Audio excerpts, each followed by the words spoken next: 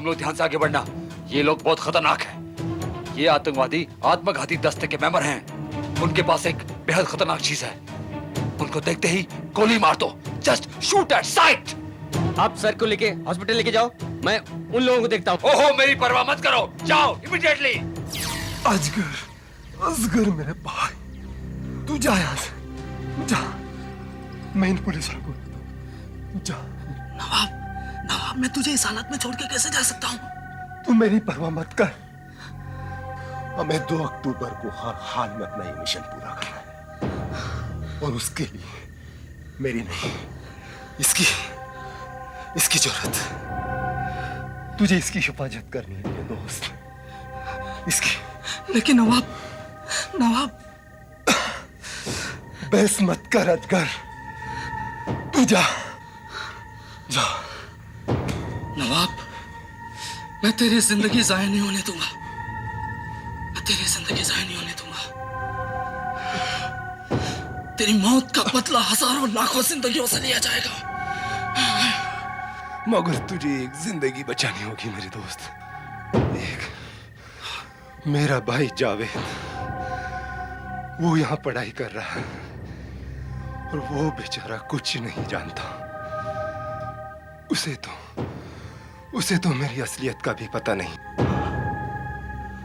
वो यहाँ city boys hostel में रह रहा है। 2 अक्टूबर से पहले उसे इस शहर से दूर भेज दे, ताकि उसकी जान। जा नवाब, जा अजगर, तू जा, जा। नवाब,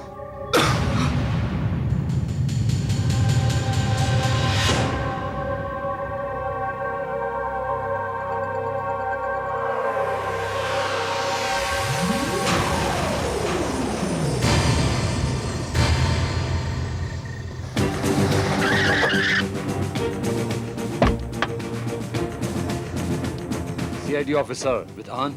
जी कहिए। Inspector Khan, anti terror squad. मैं दिल्ली से यहाँ 2 आतंकवादियों का पीछा करते हुए आया हूँ। आतंकवादी? जी हाँ, इंटरपोल की इंफॉर्मेशन के मुताबिक आतंकवादियों का एक संगठन 2 अक्टूबर को इस शहर में बहुत बड़ी वारदात करने वाला है। And this attack is going to be mother of all the terrorist attacks. शायद 9 सितंबर के हमले से भी ज्यादा खतरनाक। यू मीन फिर से कोई प्लेन हाईजैक करके? नहीं ऑफिसर, वो प्लेन तो क्या, हमारे किसी परिंदे को भी हाईजैक नहीं कर सकते। लेकिन इस बार हवाई हमले करने के बजाय हवा को हथियार बनाने की कोशिश में है वो लोग। हवा को हथियार बनाने की कोशिश? क्या मतलब? दरअसल साउथ एशिया के एक बड़ी टेररिस्ट ऑर्गेनाइजेशन के साइंटिस्ट ने एक केमिकल बॉम्ब बनाया। उस बॉम्ब के फूटते ही 25 किलोमीटर की दूरी तक हवा में जहर फैल जाएगा, और देखते ही देखते हजारों लाखों लोग अपनी जान गंवा बैठेंगे। लेकिन इंस्पेक्टर खान, अगर वो बम साउथ एशिया में बनाया गया तो इससे हमें क्या खतरा हो सकता है? वो बॉम्ब मुंबई पहुंच चुका है sir. Are you sure? Yes officer, कल रात नेशनल फॉरेस्ट में जिन 2 आतंकवादियों के साथ हमारी मुठभेड़ हुई थी, उनमें से एक तो मारा गया, लेकिन दूसरा बच निकला, और वो बॉम्ब उसी आतंकवादी के पास है। इंस्पेक्टर खान, उस आतंकवादी के बारे में कोई और इंफॉर्मेशन? Sorry, no. हाँ, मरने वाले के पास से हमें एक सिम कार्ड मिला, जिसमें 2 नंबर पाए गए। May I? एक नंबर अलीपुर गांव का है, और दूसरा नंबर किसी जावेद नाम के आदमी का है जो इसी शहर में रहता है। हाँ? जावेद। तो सबसे पहले हमें यह पता लगाना पड़ेगा कि जावेद इस शहर में कहां रहता है और क्या करता है।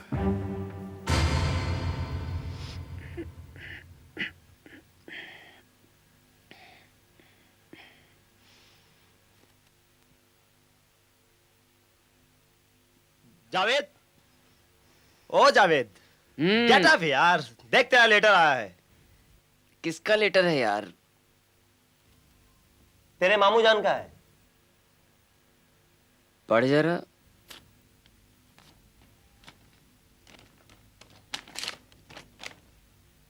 जावेद, मैं तुम्हें परेशान नहीं करना चाहता, लेकिन तुम्हारे सिवा तुम्हारे इस मामू जान का है ही कौन?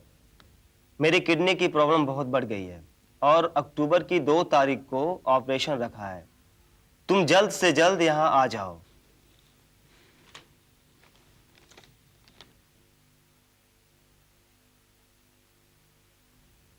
यार तुम्हें जाना तो चाहिए ही। तुम्हारे अम्मी के अलावा वही तो हैं जो तुम्हें खत लिखते हैं।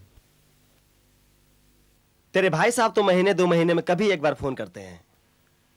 वो जॉर्डन में रहते हैं, बहुत बड़ी कंपनी में काम करते हैं, उन्हें टाइम नहीं मिलता होगा।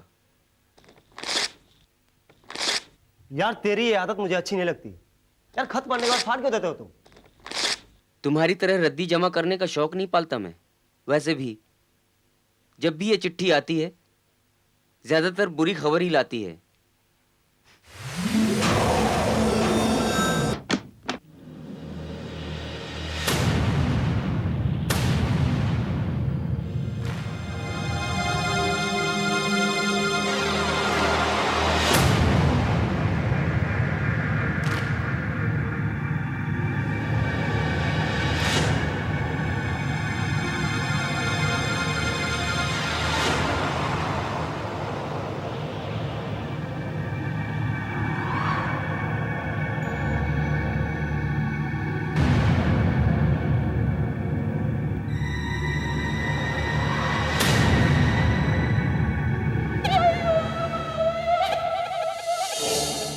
सुबह बखैर बाबा।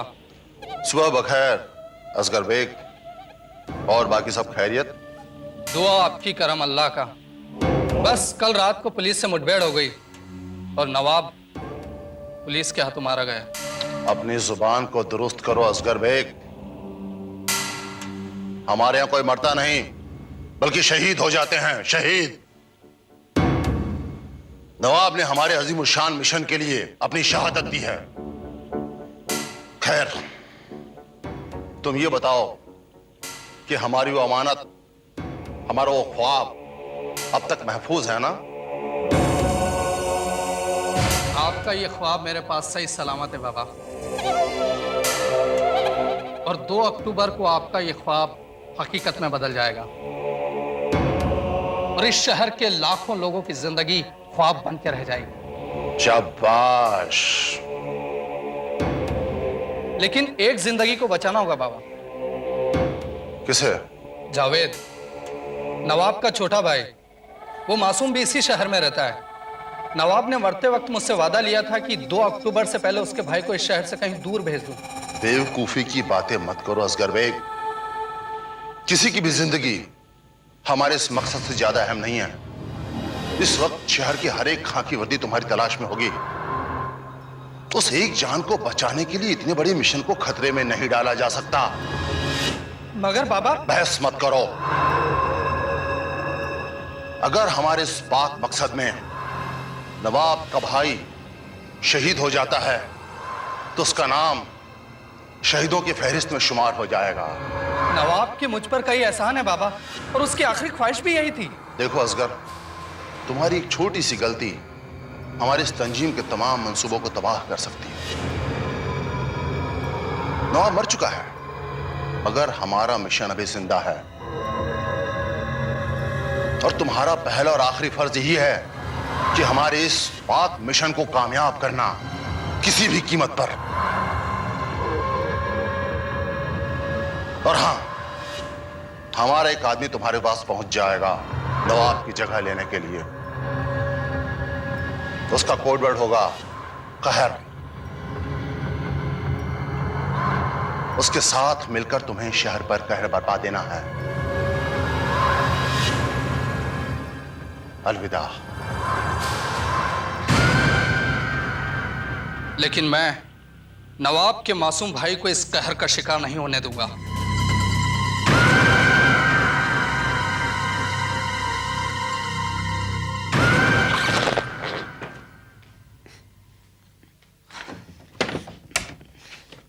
इतना परेशान क्यों है यार?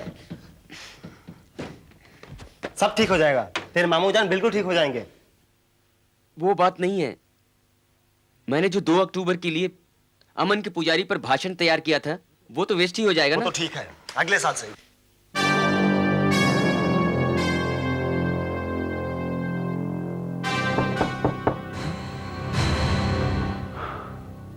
जावेद अंसारी, जी मैं। और आप? सीआईडी ऑफिसर विधान, खान एंटी टेररिस्ट स्क्वाड। हम लोग तुमसे कुछ पूछताछ करना चाहते हैं। पूछिए। तुम? मैं नितिन, हम दोनों रूम पार्टनर हैं। कुछ सवालात करने हैं आप लोगों से। बिल्कुल अकेले में। नितिन, तुम यहीं रहोगे इंस्पेक्टर खान के साथ, और जावेद तुम हमारे साथ आओगे बगल वाले कमरे में। जी। 39091-283 इस नंबर को पहचानते हो? 39091। 283। नहीं, मुझे नहीं पता। इस नंबर से अक्सर तुम्हारे हॉस्टल में बहुत फोन आते हैं। फोन? फोन तो सिर्फ जावेद के बड़े भाई साहब का ही आता था, वो जो जॉर्डन में रहते हैं। नाम क्या है उनका? नवाब अंसारी। लेकिन बात क्या है? उसका कोई फोटो है तुम्हारे पास? नहीं। हमारे पास है।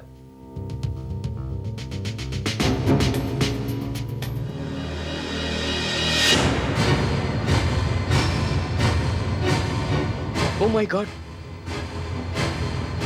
ये तो भाईजान की फोटो है। लेकिन इनको मारा किसने? पुलिस ने, क्योंकि तेरा भाई एक आतंकवादी था। नहीं, मैं नहीं मानता। जावेद का भाई आतंकवादी? यह सच है। क्या जावेद ने कभी अपने भाई के दोस्तों के बारे में तुम्हें कुछ बताया? नहीं, मैं उनके किसी दोस्त या किसी साथी को नहीं जानता। वो तो मुझसे मिलने तक नहीं आया पिछले 1.5 साल से। जावेद अंसारी, तेरे घर में और कौन कौन है? उसकी अम्मी है, मामू है, जिनकी चिट्ठियां अक्सर आती रहती हैं। और भाई कभी चिट्ठी नहीं लिखता था? नहीं, वो तो कभी कभी फोन करता था। घर वालों की चिट्ठियां कहाँ हैं? वो तो जावेद अक्सर फाड़ कर फेंक दिया करता था। वो देखिए, कल ही उसके मामू की चिट्ठी आई थी, डस्टबिन में पड़ी है।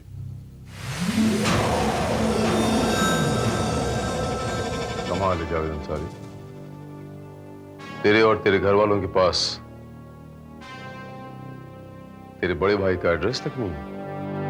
नहीं, कोई जिद करता तो वो हमेशा टाल देते।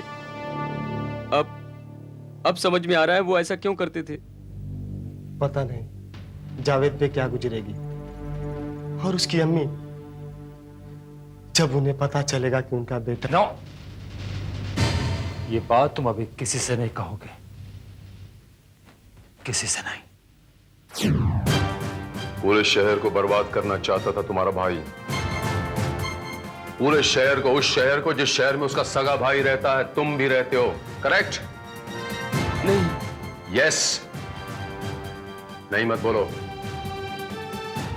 और आगे भी बहुत सारी वारदातें होने वाली हैं। उसके किसी साथी का तुम्हें फोन आए या कांटेक्ट करने की कोशिश करे तो सबसे पहले तुम मेरे को फोन करेगा। ओके?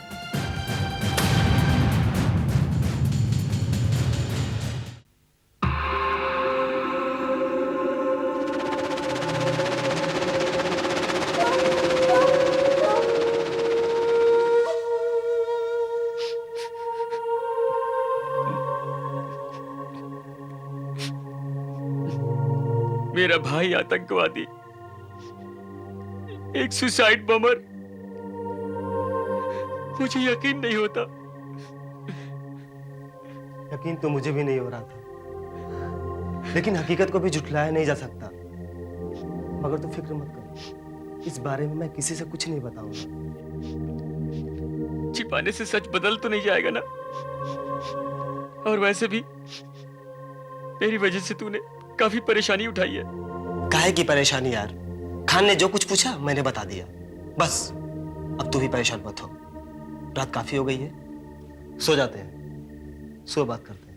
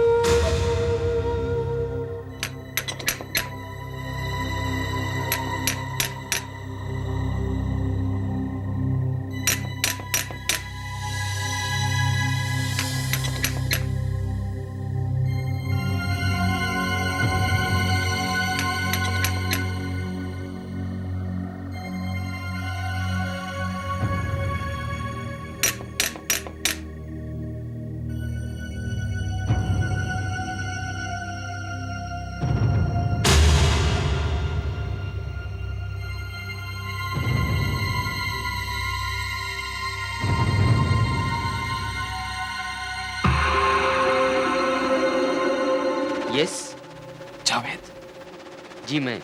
आप कौन?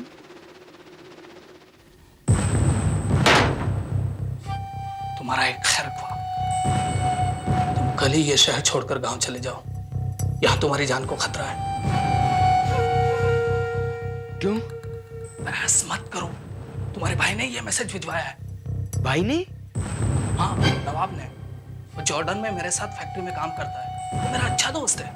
नहीं, झूठ बोल रहे हो तुम, झूठ बोल रहे हो तुम।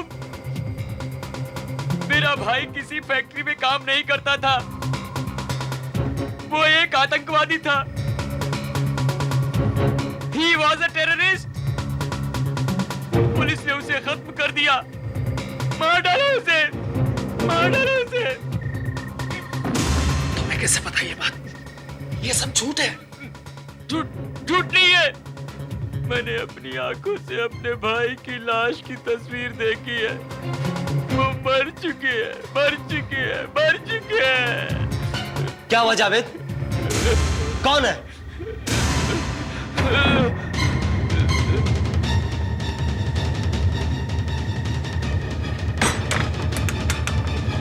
ये आदमी कौन था? पता नहीं, कह रहा था कि जॉर्डन में भाई के साथ एक फैक्ट्री में काम करता है। कहीं ये वो आदमी तो नहीं था जिसकी पुलिस को तलाश है? तुम्हारे भाई का साथी, दूसरा आतंकवादी। ये तो मैंने सोचा ही नहीं। दूसरा आतंकवादी? यस। हाँ, बोलो। क्या नहीं मिला? Damn it. सर, पिछले 12 घंटों में हमारी फोर्स ने 8 जगह छापे मारे, ना तो वो टेररिस्ट मिला और ना ही बम। रिलैक्स रावत, हमारे पास 48 घंटे, पूरे 48 घंटे अभी बाकी हैं रावत। वो बम डिस्पोजल स्क्वाड को इन्फॉर्म कर दिया, उनकी हमें कभी भी जरूरत पड़ सकती है रावत। उन्हें तो मैं पहले ही इन्फॉर्म कर चुका हूं सर। और सर, आज शाम को पूना से वो केमिकल इंजीनियर्स की टीम भी यहां पहुंच रही है। Very good Rawat. यादव, पूरे शहर में पता लगाओ हॉस्पिटल्स एंड मेडिकल इंस्टीट्यूशंस में ऑक्सीजन सिलेंडर्स कितने मिल सकते हैं और आने वाले 48 घंटों में कितने ऑक्सीजन मास्क मुहैया किए जा सकते हैं। It's very urgent Yadav. Out. Sir, एक बात समझ में नहीं आ रही है, वो टेररिस्ट गायब कहां हो गया? और सर, उसका इस तरह गायब होना इस बात का सबूत है कि उसे यहां लोकल लोगों की सपोर्ट हासिल है। यही तो प्रॉब्लम है Rawat. This is the only problem Rawat. Rawat, पड़ोसी मुल्क आजकल 2 किस्म के टेररिस्टों को ट्रेन कर रहे हैं। टेररिस्ट नंबर 1, जिन्हें खास मिशन के लिए ट्रेन किया जाता है, उसे लड़ाकू टेररिस्ट कहते हैं। दूसरा टेररिस्ट जो आवाम में घुल मिल जाता है, हमारे देश में रहता है, हमारा ही नमक खाता है, हमारे देश को दीमक की तरह चाटता है और वहां से एक इशारा मिलने पर हमारे ही देश के साथ गद्दारी करने पर तुल जाता है। ऐसे टेररिस्ट को स्लीपर सेल कहते हैं। 9 सितंबर के हमले में ऐसे ही स्लीपर सेल का इस्तेमाल किया गया था। इंस्पेक्टर खान, तुम नवाब के गांव गए थे, वहां से कुछ मिला? ये फाइल। ऑफिसर, नवाब की अमीजान सिर्फ हमें उतना ही बता पाएंगे जितना जावेद ने हमें बताया था। इसमें जावेद की सारी इंफॉर्मेशन है, उसकी सारी एक्टिविटीज के बारे में मैंने पता किया। आपको मैं यकीन से कह सकता हूं ऑफिसर कि जावेद को अपने भाई की असलियत के बारे में कोई पता नहीं था। लेकिन एक बात मेरी समझ में नहीं आ रही इंस्पेक्टर, हम वो दूसरे टेररिस्ट तक कैसे पहुंचेंगे? इंस्पेक्टर रावत, मुझे परवरदिगार पर पूरा भरोसा है, कोई ना कोई रास्ता निकालेगा जरूर।